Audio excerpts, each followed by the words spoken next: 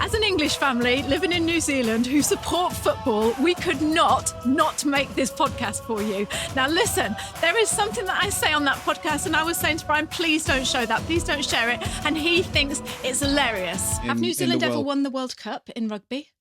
So let's just jump on in and watch Brian talk about football and me make a complete fool of myself. Hello. Hello and welcome to the Diddy Podcast. It's a Drama Diddy Podcast. We're here with you just to answer a quick question on living in New Zealand when you're an English football supporter. Yes. And what's it feel like, Brian? Because, being an English football supporter, especially right now, because it's the Euros in Europe, obviously, because that's what it's called the Euros for. And England are playing in a final for the first time in 55 years. So this man's face, yeah. see it? So I was 3 years old when they last played in a final. England, the home of football, for goodness sake. As England, we should be the best football team in the world. Well, we'll see on Monday, won't we? No, don't say that. Yeah, but we're not. Yeah, but you might be on Monday. In the ranking through the world, we're just not. Right, so what people want to know is when you live in New Zealand, and obviously you live and breathe football because you're footy mad. Yes. What's it like living in New Zealand when, when all that's going on in England now? How are you keeping up with it and everything? It becomes very flat when you're in New Zealand if you're a football supporter. But there are. Hang on. Why flat?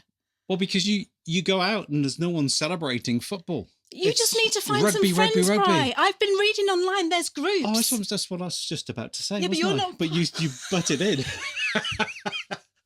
Go on then. So there are groups for supporters, and there's a fantastic Spark Sport app. Not that we're sponsored by Spark Sport, but we should be, because it's just that started around about 2 years ago. Spark Sport, and it started off at $19 a month, and now it's $28 a month. Is that how you watch it? Yes. So you can watch every Premier League game, live stream it whenever you want to, and you can watch it through the week whenever you want to for up to a week. And how much does it cost?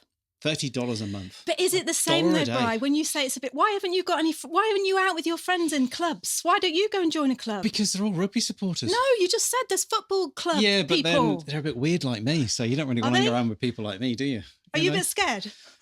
No. I'm never scared, Liz. But would you be scared to walk into a pub and go, hi, can I be in your club, please? I used to do it all the time. No. But it's like, because you have banter with them and sometimes they don't understand the banter. Like, I was talking to Billy, who owns Paws and Claws, and he's an avid Manchester City supporter. And he said, I went with a Manchester City supporter to watch the Champions League final. I said, what was the three of you? And he just didn't see the funny side of it. Well, maybe he doesn't find that funny. That's mean. No, there was four of us.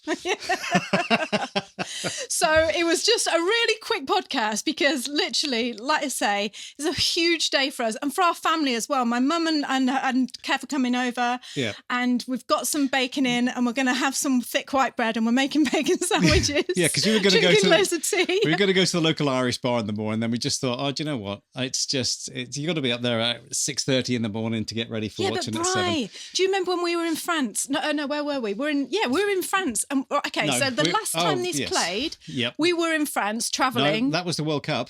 Yes, well, isn't that what this is? No, this is the Euros. So you've got the Copa America, which is Argentina and Brazil are playing in the final today. Actually, probably now as we're talking. Well, never mind that because you're doing this podcast, so carry on. But there's no crowds there, so it's a bit weird. Where, in Brazil? Yeah, where they're hosting it in South America. Yeah. That'd be a bit weird, wouldn't it? I know. Playing and then you look out to the crowd and there's no one there. That'd be really quite... Yeah, so the last game that I watched... Deflating. Yeah, there was 60,000 people in Wembley. But what I wanted to say was when we were in France and they won the World Cup, do you remember? We won it. Who were they against? It was France versus Croatia. Yeah. And they won, France, and we were in France. And I said, right, let's go out and celebrate in the streets. Yeah. And you were like, oh, no, let's just go. No, I was the one who said, let's go out. You weren't, Brian. No, because I said, we were in a tiny village, weren't we? And they were letting fireworks off, and it's like, right, come on, let's get out and go. All right, okay. All right then. So Brian said, come on, Liz, let's go out. And anyway, we went out into the streets. In an Italian car. Beautiful little, in an Italian car. To this beautiful little French village. I'm not joking. We'd been staying there for like 2 weeks and we'd never seen a soul. And oh my God, all these people just was amazing. Flooded there was streets. red, white and blue smoke going off. We're going to put some people video wheels up. spinning around the statue on the roundabout, and it was just fantastic. We do have some video of that, because Yeah, Sonny we did do, make yeah. a great video. Yeah, We'll link to Sonny's video in the that was good. description. But honestly, so on Monday then, just say, for example, and I don't want to tempt fate, but just say, for example, okay, you're sitting here and England win. Yep. What are you going to do, Bri? Do my next podcast in my underpants. No. Oh, no, don't say that.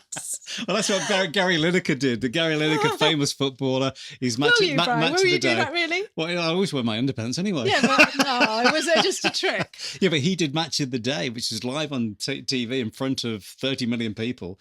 Had to do it because Leicester City won the Premier League. Oh, and okay. he did his the show in his underpants. But I bet I used to love it it's when alive over there. I remember at the being in moment. London in 1996 when England did ever so well in the Euros. I think they got through to the semis with Germany and then got knocked out with penalties, as we always used to do.